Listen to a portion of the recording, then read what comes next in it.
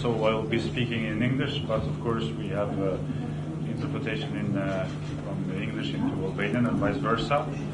So on behalf of so the numbers of translation is 2 in Albanian, if I'm not wrong, right? Yeah, or 1, whatever. So on behalf of the Kosovo Center for Security Studies, I would like to welcome you all. It was a short notice invitation, but we were privileged to organize this event where we host one of the distinguished guests of NATO in Kosovo, is Mr. John Manza, who is Deputy Assistant Secretary General for Operations. I will go briefly through your biography. So John Manza is a native of Michigan. In the U.S. Marine Corps with multiple tours of duty in Central America, Asia, and the Middle East. Upon retirement from the military, John joined the U.S. Department of State by working in different functions in post-conflict countries. Mr. Manza worked at the Department of Homeland Security as a foreign affairs specialist, where he served as an advisor on Asia-Pacific issues. In 2009, John moved to the office of the Secretary of Defense, where he worked as a country director on the Afghan team and later as the Afghanistan team leader in the Office of NATO Policy. From October 2012 to July 2015, John was seconded to NATO for service with NATO senior civilian representative in Kabul, Afghanistan. While he assigned in Kabul, John served on the team that drafted and successfully negotiated the NATO status of force agreement known as SOFA. Following his service in Kabul, John returned to the office of the Secretary of Defense as the Director of NATO Policy. In his current position, John is the Deputy Assistant Secretary General for Operations. I also forgot to mention, but I remember that in addition to his very rich career in the policy world, Mr. Manza also has a PhD on security studies or social sciences in general. So it's very great pleasure to have Mr. Manza here. It's an EU Information Cultural Center. So while we sometimes tend to read that EU and NATO does not go very well in Brussels, we tend to host them in Kosovo, in the sense that it's good that we are using this opportunity to also discuss about NATO's role not only in Kosovo but in the Balkans. So without further ado, I invite Mr. Manza to start his speech. Well, thank you very much. Thank you for that very kind introduction, and thank you for the opportunity to speak with you all today. It's much more crowded in here than I imagined this would be, but it's nice to see such a diverse group of people. I've been spending a lot of my time today meeting with security officials and government officials, but one of the things I really wanted to do was to have an opportunity to speak with students and academics, researchers to talk about NATO, how NATO is seen here, to get a feel for the relationship, and to talk a little bit about Kosovo's development and maybe NATO's future role here. I do have some prepared remarks that I'd like to deliver, but I have to keep them very short because for me, the real value of this conversation will be the conversation. It will be the questions and answers that will follow. But just to spur interest, let me give a few remarks about NATO and our history. And let me start back, with the Cold War period. In 1953, Robert Oppenheimer, who's one of the fathers of the atomic bomb, as you all know, he likened the two opposing blocs, NATO and the Warsaw Pact, as two scorpions in a bottle, each capable of killing each other, but only at the risk of his own life. And when I think back as a kid growing up in the U.S. During the Cold War, it's frankly incredible that we survived this period.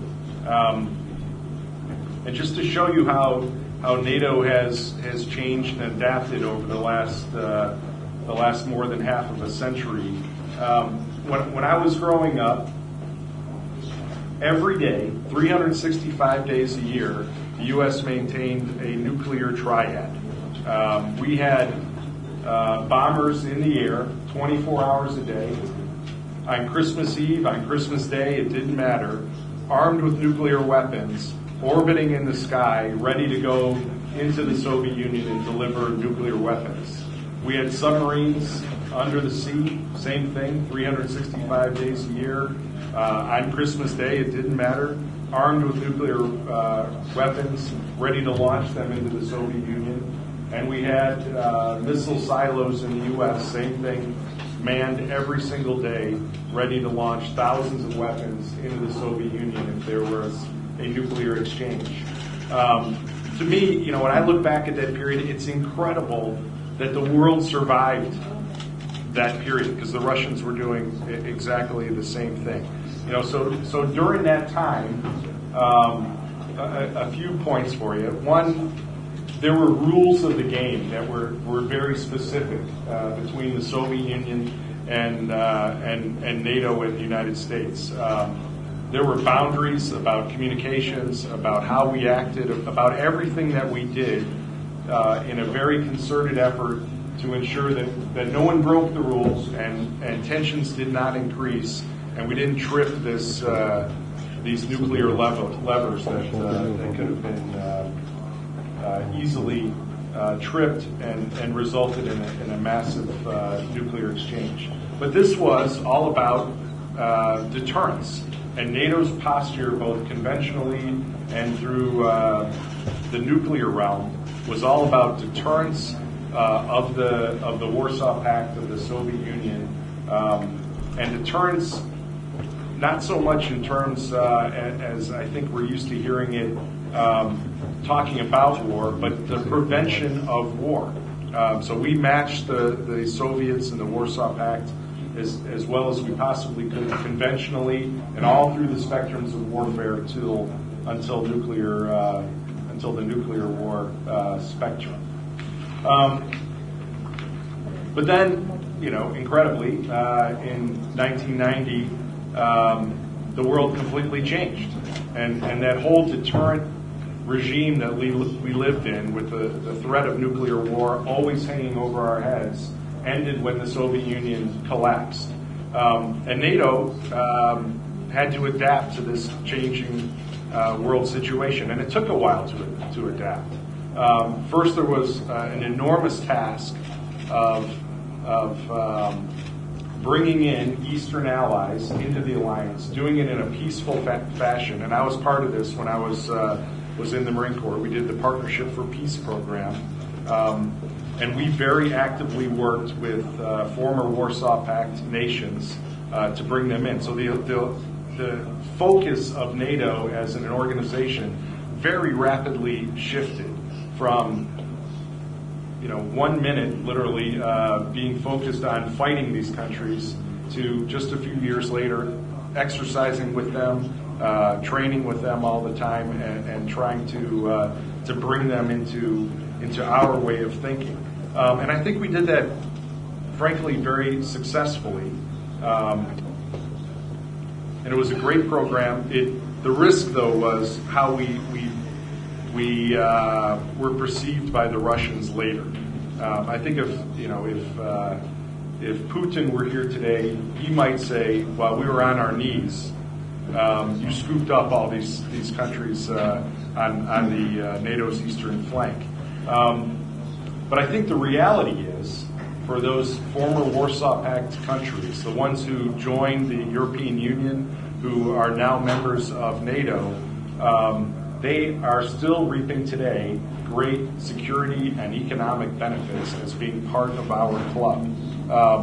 And it's almost undeniable, and I think it's something that NATO and the EU should really promote. For the nations that have not joined the European Union and NATO, their path to security, stability, and economic growth is much slower than those that are now part of our economic and security sphere. But then, again, the world is a shifting place, and after 9/11 especially, NATO became much more concerned about being an exporter of security. So there was in Afghanistan, and I should have mentioned prior, certainly in the Balkans, we became more aware that the security of nations on our periphery, either in our close periphery like in the Balkans or even far away in places like Afghanistan, security and stability on NATO's periphery was suddenly realized as essential to our security in the West. And we're still grappling with this today. There are places like in the Balkans and Kosovo in particular where I think we've had incredible success and we've gotten really solid traction through investing in security and stability in this region.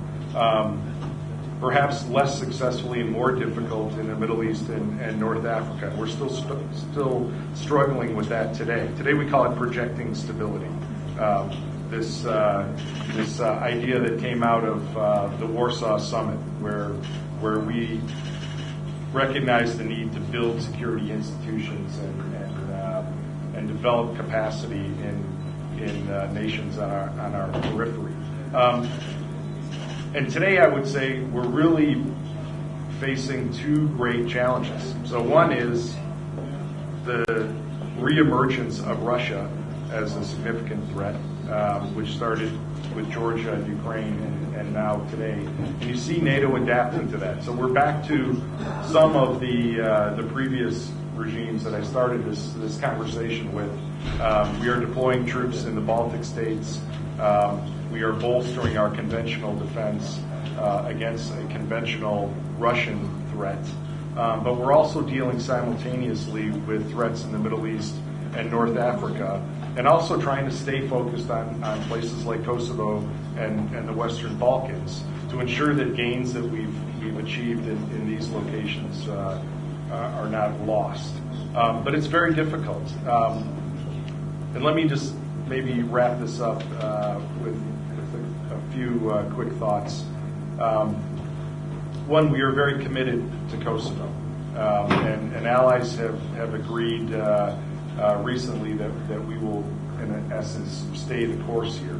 But it's a complex world, and there are many demanding needs for allies in places like Afghanistan, where we continue to have about 13,000 troops. We're deploying troops in the Baltic states for enhanced forward presence, as I described, as a deterrent against Russia. We have troops carrying out assurance measures all up and down the eastern allies, again to assure them of NATO's commitment to their collective defense. But then there are other competing needs. nations. Individual allies that have suffered terrorist attacks like the French now have many of their troops deployed at home and abroad fighting terrorism. And then independent coalitions like the counter ISIL coalition eats up an enormous number of NATO resources. So to me, I'm very happy that we are maintaining the approximately 4,300 troops that NATO keeps in Kosovo. But I wanted to show that against the backdrop of all these other commitments that allies have, because one, it shows how committed we are to Kosovo, but also that it is a competitive world and there's a limited number of resources that allies have. And staying here is important, but it's also important that we maintain our ability to deter and project stability in other places. It's a bit of a rambling statement, and Sylvia here, who is helping me, is probably not happy that I went long off of her very well-written script, but I hope that at least elicits some conversation and questions from folks in the audience. Thank you, Mr. Manza. I'm sure there will be questions and comments from the audience, but as moderators always do, we tend to use or misuse the position to ask first questions. Okay. So in light of your last interventions on the NATO's presence in Kosovo and the fact that there is increasing demands in other regions, so when we talk about KFOR in Kosovo, and I speak from the public perception point of view, there is a high level of trust towards KFOR. There is over 90% of Kosovars are in favor of Kosovo's path to NATO or NATO membership. So when we talk about KFOR's success in Kosovo, there is a statement like KFOR is successful story in Kosovo. NATO is perceived positively, but so the but is that, or the question mark is about Kosovo's path to NATO. So while people understand the complexity of NATO towards KFOR, towards Kosovo, with respect to the position of 4 non-recognizers, people usually tend to ask a question like, what made EU making a step forward in terms of giving an open door policy towards Kosovo, with having in mind the SAA, Stabilization Association Agreement, while they also have actually 5 non-recognized, but NATO did not make a significant step until recently with the letter that has been sent by Mr. Stoltenberg, which is, let's say, one kind of, like in our view, it opened a back door of NATO's position towards Kosovo. So how do you see, like cooperation between Kosovo and NATO evolving following the letter and in light of the huge public support for NATO membership? Yeah, well, thank you for that first question. I think the letter and the response from allies to the letter really shows, in terms of realpolitik, the maximum that right now the market would bear in terms of NATO's cooperation with Kosovo and particularly the Kosovo security forces. But I wouldn't underestimate the things that we're doing in that letter. The level of cooperation, I think, is quite strong. It covers a broad variety of areas, and we were just talking about it across the street. From counter-corruption through like building integrity programs, through cooperation and training in public diplomacy, and a host of other activities that are designed to help the KSF grow. But I think in terms of a first step for NATO in very direct cooperation with the Kosovo security forces, I think it's a good and a solid step. What allies will be looking for now is to see how Kosovo is able to maximize the opportunities that are in that cooperation agreement or letter from NATO allies. And it will be important, frankly, for Kosovo to recognize, I think, the importance of staying within the boundaries that are in there. Because, frankly, you brought up the non-recognizers. You know, one of the things that we're going to have to, or your government is going to have to very much pay attention to, is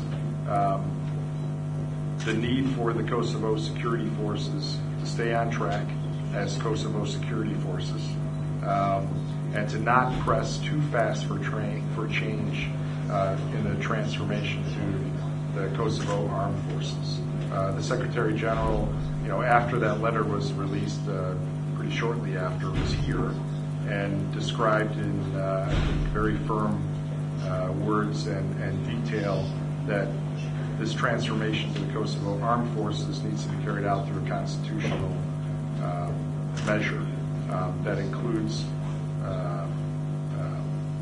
political agreement by all members of the Kosovo political establishment. But I think right now we're in good ground, and I think we can build upon the cooperation that's been established in that way. Okay. Thank you. So, is there any question, comment? Pyetje? Mais do të pishi? Chamou mu prezantu? So, there will be questions. Thanks a lot, Mr. Mansa. Ndej shumë, Florian, për këtë mundësi që zoti Zemës ndjemës i NATO-s, po na jep shansë të bisedojmë me te dhe të hapim temat për sfidat që na presin, sidomos sfidat e sigurisë në aspektin edhe nacional, regional dhe global.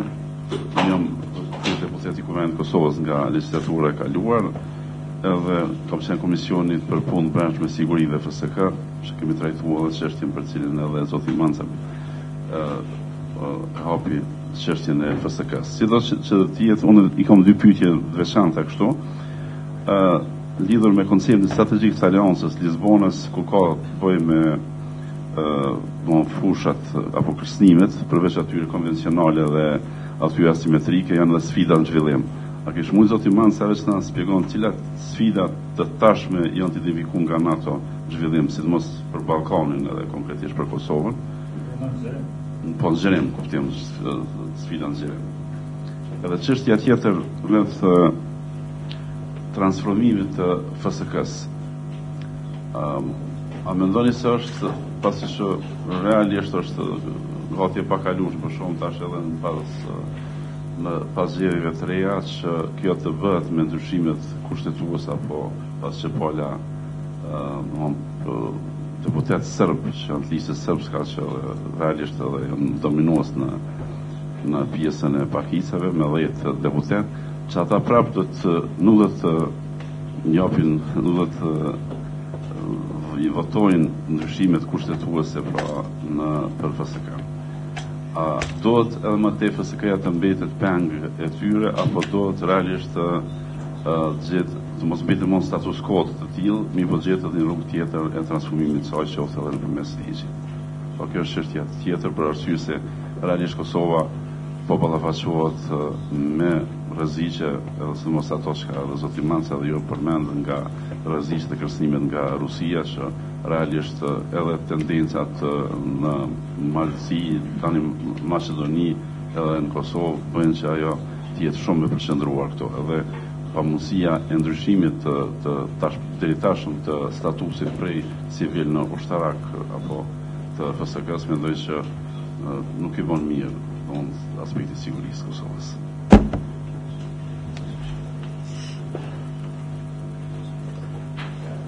Well, thank you, and thanks to whoever's doing the translator for making that very clear.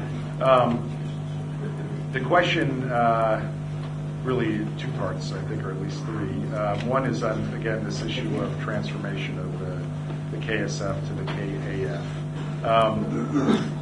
My advice, as we've been giving to different leaders today, is that the fastest way to ensure the transformation of the KSF to the KAF, the fastest way is to take it slowly and methodically, because it is politically so difficult, and things will become so much more difficult if it is done in any kind of a rash fashion. So frankly, you know, the effort made a few months ago to move quickly on this process very much put at risk the entire process and pushing it farther back. And Florian, you mentioned, for example, this the current letter that describes NATO's cooperation. If we're to move too quickly, frankly, we could even destroy the current cooperation that we've arranged today. So allies are watching very carefully this issue. And it has to be, I think, very much, and I know it's complicated, and I know it's probably very frustrating for folks who are in favor of this transformation. It has to be done methodically. It has to be done through a constitutional means. And this is going to require satisfying groups in this country that I know are against the process. And you know, it may even sting a bit to hear me from Brussels saying this, but the reality is amongst the allies that this is an absolutely non-negotiable position. It has to be done through a compromise, through a constitutional measure. And I want to be really clear on this because you know, one of the concerns would be that sometime in the next, you know, year or 2 years, it's hard for me to predict how long it will take to achieve this constitutional measure. But you put almost everything when it comes to cooperation at risk if it's not carried out the correct way. So I'm not sure I can be any more clear on this. You can't rush it. You're going to have to bring on board these groups and parties who are currently opposing it, and then bring it about in a manner that is politically acceptable to NATO allies. And I have really no other message on that issue other than that. You mentioned Russia's role in the Western Balkans, and you know, this is very much a matter of concern in NATO. And you know, right next door in Montenegro, you saw just, you know, a few months ago as they were having their latest round of elections, there was very overt Russian attempts to interfere in that process, including threats of violence and Russian agents infiltrating Montenegro. I would praise Montenegro, though, for this, and maybe this is something that Kosovo could emulate. Montenegro has been able to make themselves more resilient to this type of Russian interference. And this interference it's something we're seeing all across Europe, frankly, but Montenegro is a great example of this. The use of media to discredit the effort to join NATO, NATO itself, efforts to discredit politicians, fake news articles. I was there just around the period of the election, and there were giant billboards talking about how bad NATO is and how the Montenegrin people should not go in that direction. It's really, you know, this, we call it hybrid warfare, but it's a effort that the Russians have been employing in many nations, but it's sort of an across-the-board attack against a government or a people, but it's below the threshold of what we would normally call warfare. So it's the media, it's cyber warfare, it's a host of other things, to include folks who infiltrate and try to to cause dissension. But Montenegro was effectively able to ride out that challenge and move to membership, even with the threat of Russian interference. And they, strengthened themselves to deal with that. And we're working that same mentality really across Eastern Europe, and you see the the Baltic nations very much focused on this. They are increasing their resilience against Russian hybrid warfare. And for Kosovo, I think this is also something that you should be prepared to do if you're not already, doing so. It is, strengthening your communications networks, your ability to control your borders, your ability to counter fake news, a host of things like that make you more resilient against hybrid attacks. But in the Balkans too, I think it's become difficult because people are anxious all across the Western Balkans, and you mentioned this as well.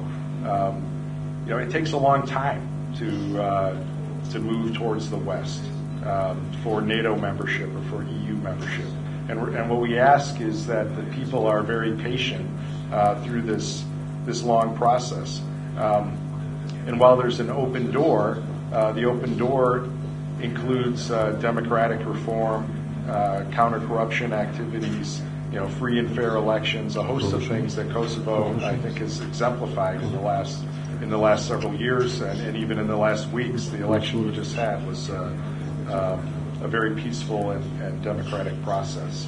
But for folks who are in a hurry, especially for young people, I think this can be very frustrating if you want to see your nation or your anywhere in the Western Balkans move towards the EU. You have to be patient. But as I said before, for the nations that do end up in the NATO alliance or in the European Union, the benefits are obvious for all to see. I hope that answers your question, sir. Kosova, just one more question, please. Tash në pas politikës na përkuptojmë, po tash nga aspekti praktik I NATO-s. Është Kosova prioritet edhe në interes edhe Kosova dhe Ballkani Perëndimor të NATO-s?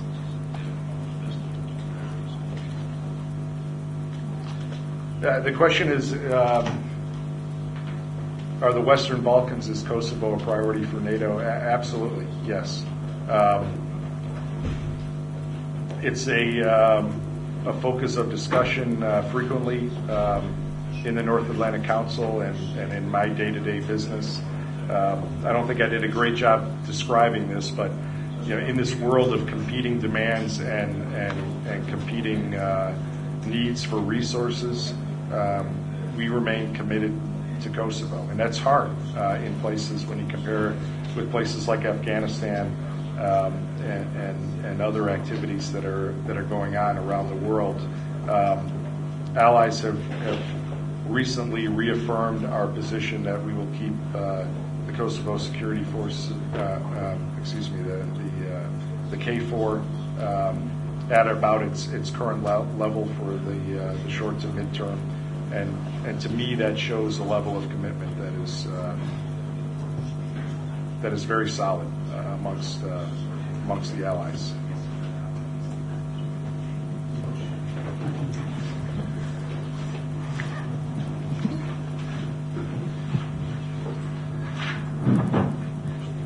Është e hapur po. Ju falenderoj për ligjëratën, ishte jashtëzakonisht me interes. Siç thatë edhe ju, përgatitja për luftë është një parandalim I vetë luftës, në të cilën institucionet e Kosovës kanë po përpjekje modeste. Megjithatë, jemi para një situate kur në këtë përpjekje tona nuk kemi arrit të përmbyllin funksionalizimin e sektorit sigurisë. Dhe edhe pas 17 vjetë Kosova prap për fat keq është eksportuesi i investimeve në sektor sigurisë. Me gjithë investimet që janë bë, sidomos investimet e NATO-s si institucion shumë i besueshëm jo vetëm te qytetarët, por edhe te institucionet, dhe ngritja e forcës së sigurisë së Kosovës si institucion me një performancë e cila është vlerësuar edhe nga ana e NATO-s. Zhvillimet e fundit që lidhen me natyrën dhe presionet politike kanë ndikuar që të mos merret sinjali gjelbër për avancimin e saj, përkatësisht transformimin në forcat armatosura. Tani ne jemi para një dileme që realisht po e kemi edhe problem me arsyetu edhe investimin e deritashëm në sektorin e sigurisë, për faktin se çka jemi na në sallë të pranishëm, kemi jetu edhe një kohë kur dokumenti civil i asaj periudhe ka vlejt me lëviz lirshëm gjithë shtetet e Evropës, me përjashtim të disa shteteve. Ndërsa situatën e tashme, kur në Kosovë janë pranishëm gjitha institucionet kredibile ndërkombëtare, të fillu nga NATO dhe institucionet tjera, Shtetet e Bashkuara të Amerikës, Bashkimit Evropian, kemi një situatë jashtëzakonisht jo të mirë në raport me mundësitë që realisht qytetarët e Kosovës i kanë, sidomos rinia. Në komunikim me ta kemi problem me sqaru si ka mundësi që përkundër pranisë kaq të fuqishme, fizike dhe financiare, ende nuk kemi arritur që të krijojmë një situatë ku ne të pranohemi nga institucionet e Bashkimit Evropian dhe të jemi pjesë e familjes evropiane. Cili është komenti ju rreth këtij shqetësimi real qytetarëve të Kosovës? Dhe pyetja e dytë, ka të bëjë me rishfaqjen e Rusisë në aspektin agresiv diplomatik dhe ekonomik, ose siç thatë ju, dhe rreziqet hibride në Ballkan. Në aspektin diplomatik, për fat mirë, sukseset janë modeste, për faktin se edhe në Maqedoni, kur arrit formimi i qeverisë dhe ardhja e një klase 3 politike pro-evropiane, pa mundësoj në aspektin diplomatik dhe politik që Rusia tjetë e pranishme atje, për Kosovën nuk diskutohet. Megjithatë është shqetësuese fakti se Rusia ka edhe stërvitje të përbashkëta me Serbinë. Serbia është para një situate ku në aspektin diplomatik është shumë e lidhur me Bashkimin Evropian dhe ka arritur që të përfitoj edhe nga ky bashkëpunim. Në aspektin ushtarak ka rezerva dhe lidhjet e bashkëpunimit janë shumë fuqishme edhe në investime strategjike. Rusia ka investuar atë edhe në bazën ushtarake dhe sipas disa informacioneve të publikuara në mjetet e informimit, ka kriju mundësinë që në tarmën Ballkanit, përkatësisht rajonit, të shkakton probleme edhe, siç thatë ju, edhe në fushën e komunikimit kibernetik. Do thotë, ka arritur që të vu baza dhe të paraqitet në mënyrë të drejtë për drejt dhe të jetë e pranishme në këtë zonë. Cilat janë mundësitë që në këtë drejtim merren masa adekvate që ulet ndikimi agresiv i pranisë ruse në rajon, gjithmonë në aspektet negative të parashikimeve që ajo ka.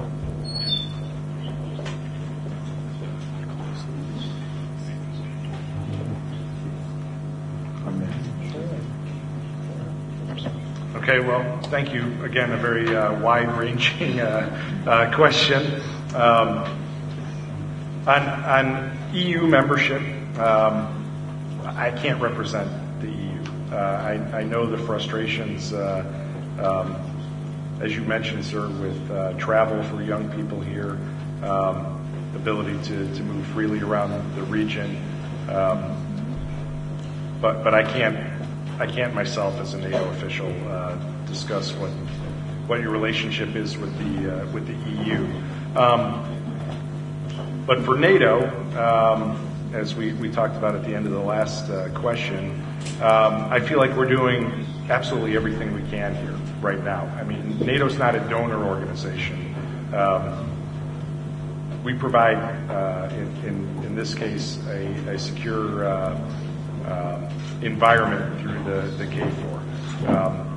And I'm very proud of what we're doing here. And I feel, as I talk to different people, that the people of Kosovo very much appreciate that, and I thank them for those comments. But again, you know, when it comes to the West in general, or looking to NATO and the EU in more general terms, I would have to only advise patience. And I know that's an unsatisfactory answer, especially for young people in this audience. But the pursuit of the long-term goal has to be what the people of Kosovo, that's what they should do, because short-term goals will not be helpful in this instance. You talked a lot about Russia in the Balkans and hybrid warfare. Yeah, absolutely. I mean, these are the things that we're doing, as we talked about when their efforts to try to destabilize Montenegro recently. You know, I think we could probably do a better job, NATO and other organizations, in promoting our way of life, our values, the things that we do. I would happily line up the things that we stand for against what the Russians stand for, and I think that everyone in this room would happily embrace our list of freedom of speech and democracy and economic growth and stability as the right path to get on. But it is difficult and can be frustrating, and I recognize that. But again, you know, I have no simple answer other than you have to be patient and let this process run its course. But for NATO, what we are doing is providing a secure environment, and it's up to others and other institutions to do the rest of the work, the economic growth, and to handle these other issues that you mentioned, the relationship with Serbia. We really can't facilitate that, but I'm proud of the fact that, you know, 16 years ago, 17 years ago, we said we'd provide a stable environment for these other activities to continue, and we're still here today, 16, 17 years later, providing that stable environment. But we need to move these other institutions along to achieve these other goals. But we're doing the best we can on the NATO side. Thank you. Scan up.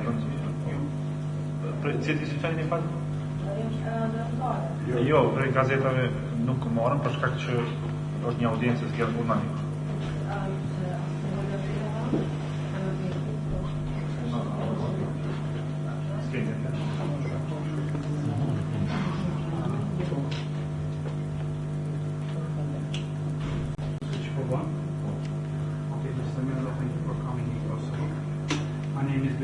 From Ligjërata, Kosova, which is the Atlantic Treaty Association. So when I meet NATO people with Kosovo, I usually say, "Welcome home, folks." And we've been last month in NATO discussing the campaign "We Are NATO" that is launched in NATO member states, and we emphasize the need that kind of such a campaign should be for the Western Balkan countries, because let's say the NATO and EU and the United States have drawn attention in other parts of the world. So this area has been kind of a gap of international or Euro-Atlantic integration. So we as the young people, or as in the region talking, we need kind of still a stimulation toward working towards NATO and EU integration. So we kindly ask you to push forward in NATO, kind of one campaign like "We Are NATO," in one, like we want to join in the future. I'm not sure if there's a question in there, if it's just a political statement. But no, absolutely. Again, I think we could do better, and I am happy with this We Are NATO campaign because we need to get the word out. Again, we should be listing the things that we stand for, and let others compare that then with what the other side stands for. And I think we have a great message to deliver of peace, prosperity, democracy on our side. So thank you. Because we are, let's say, in defense position regarding with Russia. We are in defense position. We have case of United States interfering in French elections in Montenegro. In the recent case in Kosovo, where this Russian citizens died close to the border, with declaration regarding Macedonian elections. So we are kind of trying to defend ourselves. We need to go a step forward. Yes. You need to defend yourselves against Russian hybrid warfare. Absolutely. Or we can go in offense. When I say we, in Euro-Atlantic sphere, not Kosovo. We can go on an offensive media campaign, putting out our good news story. Yes. Okay. Is there any other question? Maybe another question for me, if you don't mind. No, sure. About in terms of the cooperation between the existing mandate of KSF and NATO. We are, at least us in the center, we are aware about the activities deriving from the letter, but there is one aspect that it hasn't been covered that much, is the fact that KSF, based on the current mandate, can send troops abroad or can support humanitarian missions and such. Do you see any prospects where the KSF, with its existing capability in demining and disaster relief, can assist, at least symbolically, NATO operation abroad? Because there is a sense, at least when we discuss with KSF units, with the Rapid Reaction Brigade, that there is experience that has been gained in the last 70 years, so Kosovo can, to some extent, share some of the experiences to other post-conflict. Well, to be clear, right now, I would say not on NATO operations abroad, for a lot of the same issues that limit cooperation in several areas, if you know what I mean. But I do know also that there is some training. There's an exercise that's coming up. I think it's Silver Saber is the exercise that KFOR will be conducting with the Kosovo security forces, and it involves a host of very valuable activities involving support to civil emergencies, for example. And I believe that Kosovo will also have participants in the upcoming Euro-Atlantic disaster relief exercise that's taking place this fall. And those are great training venues, I think, to develop cooperation between NATO forces and Kosovo. But I will tell you right now, the possibility of participating in a NATO operation abroad, no, that cannot happen right now. I just want to make sure that we are clear about that. But somewhere in the future, perhaps. Okay, we have two more questions here. Okay.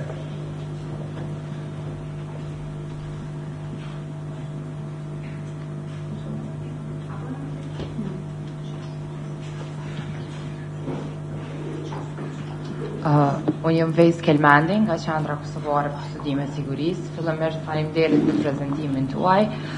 Me qenë se jemi tek do me thonë tek involvimi I Rusisë në Ballkan, gjithashtu edhe disa prej lidhjeve tyre ku I ndëgjova edhe dëgjuesi që u përmendet edhe Serbia. Më po m'intereson me ditë qysh shikohet nga NATO fakti që Serbia ndoshta pjesën më të madhe të ushtrisë e ka të koncentruar në kufejt rreth Kosovës. A cilësohet sipas NATO-s më shumë si agresivitet pasiv, duke e pa anën tjetër që ndoshta edhe lëvimet prej prej anës Serbisë janë kategorikisht kundër për transformimin e FSK-s në forcat e armatosura.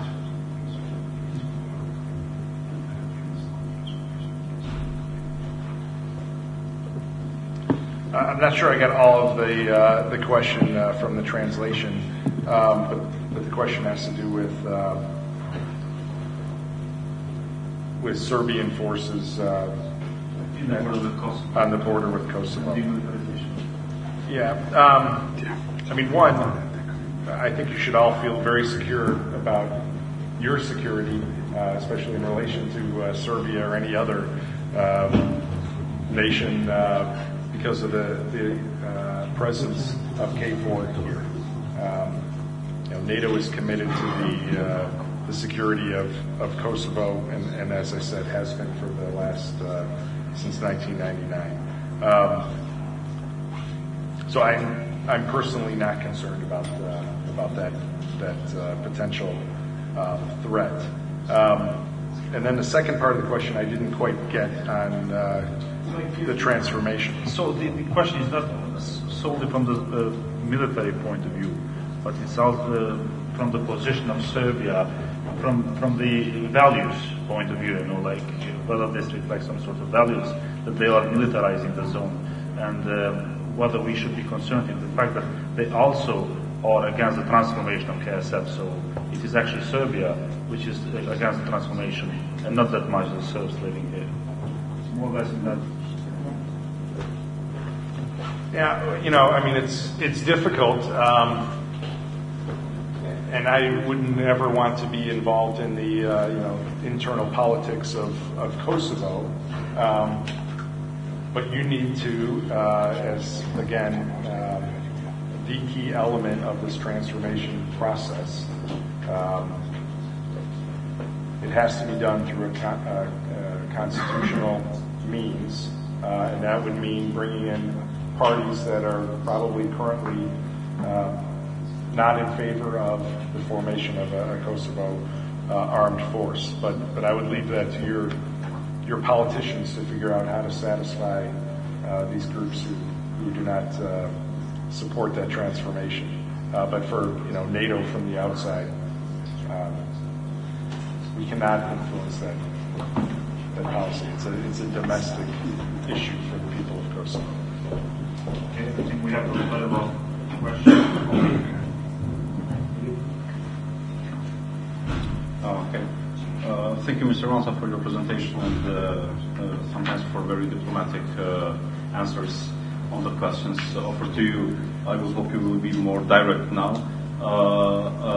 NATO is undergoing through some internal debates on the hybrid warfares and also on the involvement of other indicators of security environment.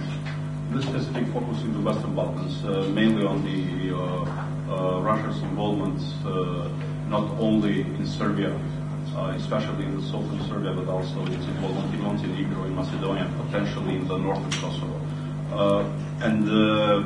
What I have seen is that NATO is looking for a new strategy, a communication strategy with the Western Balkans and the relations between NATO and Western Balkans, and how sometimes to neutralize the Russian role here. Can you please elaborate how NATO can produce some unity in the Balkans when you don't have any unity in Kosovo because of foreign non-recognizers, and as long as there are still open door policy for Western Balkans, this is not applied to Kosovo, knowing the let's say hard position of NATO's status approach. So how can be dismantled somehow this approach of NATO? Okay, we have the new interaction offered by Mr. Stoltenberg between Kosovo and NATO, but would that be sufficient? And the second question would be also on the potential implications in case there will be a KSF transformation through the changing the current law. Can you be specific what will be the implications for Kosovo? Thank you.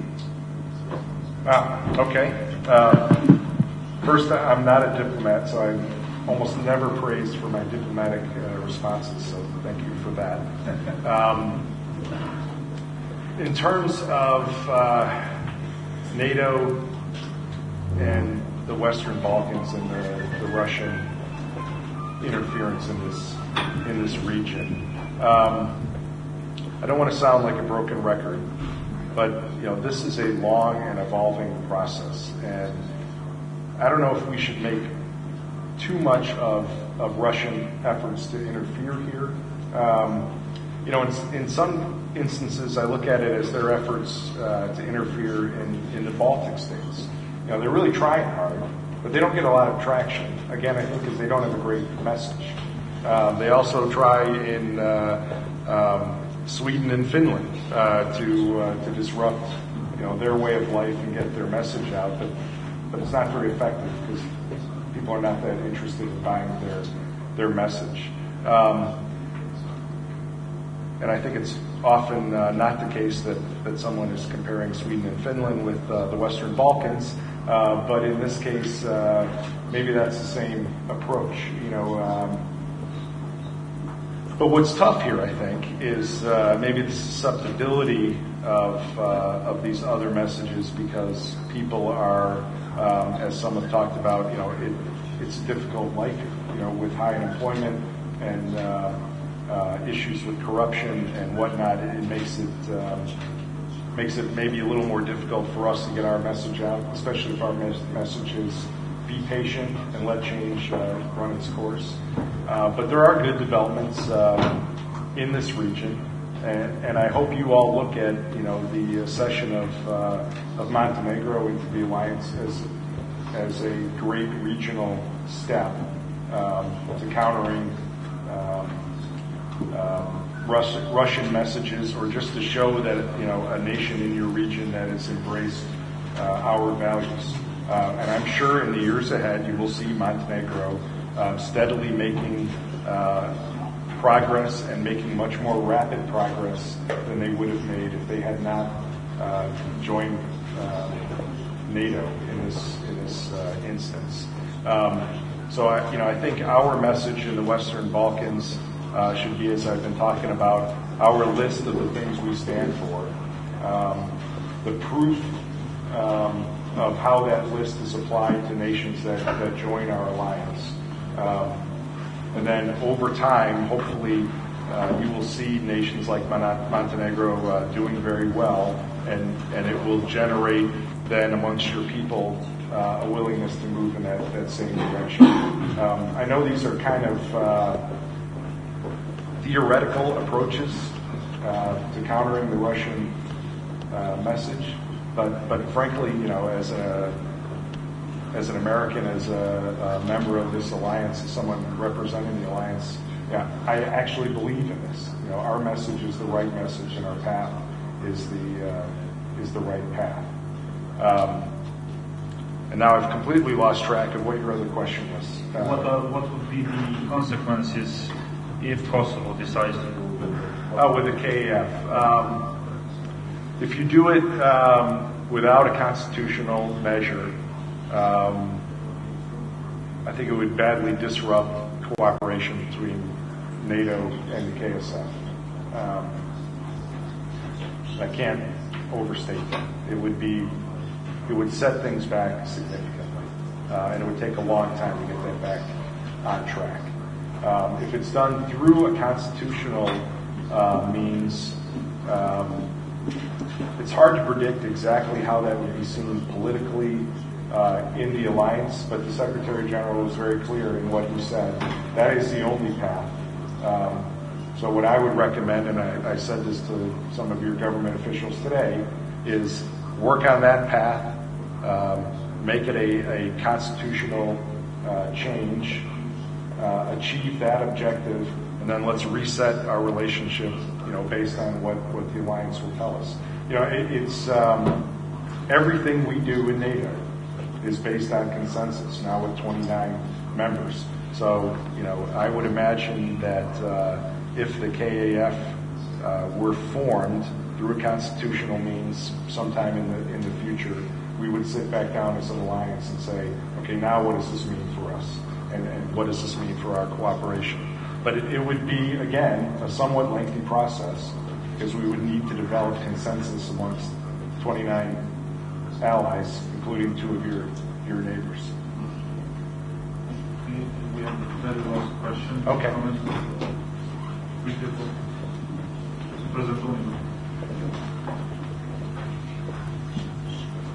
Përshëndetje. Unë shoh një pyetje të shkurtër. Përmend nga bisedues para pak se vendosja e forcave të serbe në kuvendin e Kosovës e shtetson vullnetin e Kosovës.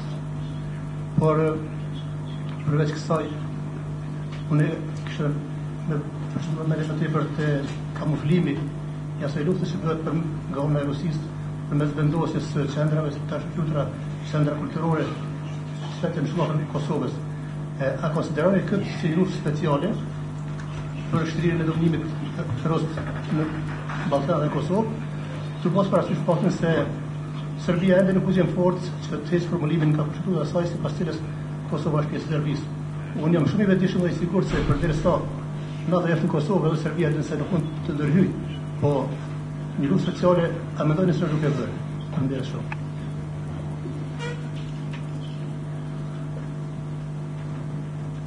Okay, somehow I lost the question that's inside that. That's it. The question is more or less in light of the previous question. Is there like he defines the Russian approach as a special war, having in mind the fact that they have, according to him, built some cultural centers in the border with Kosovo. So how do you define this? Well, again, I don't have the details on these cultural centers, but I've heard of this through possible NGOs or other cultural centers. But I would set all of these things, again, in terms of Russian attempts at hybrid warfare. They will seek any means of infiltrating your society, your governmental structures, civil society, any attempt to turn your public opinion, the views of your government officials, anything that is really short of overt warfare. So, this may be the case as you describe with this on the border with Serbia, though I have no direct knowledge of this. But you need to be aware of it. And we're working very hard in our alliance, as I said, across all member states to look for any indications of hybrid warfare activity. I mean, some of them are easier to identify than others. You can look at what happened in Ukraine with sort of a buildup of these types of activities and the infiltration of teams.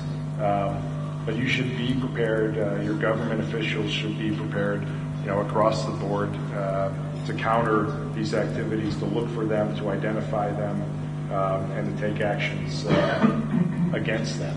And it could be, again, countering their messages if it's false news or false advertising, to countering infiltration, to protecting your cyber networks. There's a host of things you can do to make your society more resilient. And again, I think Montenegro is a great example of this. They withstood, in the middle of their election, a very determined Russian hybrid attack, and were able to survive that and continue on. So they're a great example right next door. On that note, we are concluding. So is that? Do we have more time? Yeah, I think. Mir, jak heb je gewoon natuurlijk. This is the third last question. It's okay. I have a very short question, and my question is regarding the argument related to transformation of Kosova's use for constitutional legal. My question is whether the NATO argument about this issue is political or legal. I think for us it's practical. It's That's a good answer. it's a matter of ensuring that your government has satisfied the needs of all of your different groups to put this action into place. And for us, it's a practical issue to ensure that all sides of your society accept the transformation of Kosovo security forces to Kosovo armed forces through a democratic process. So it can't be done by decree, as the section pointed out. It has to be done through a constitution. It's practical. Okay, so it's over now. So thank you. I invite all of you to applaud Mr. Manza for this. And we are done, so we are all free.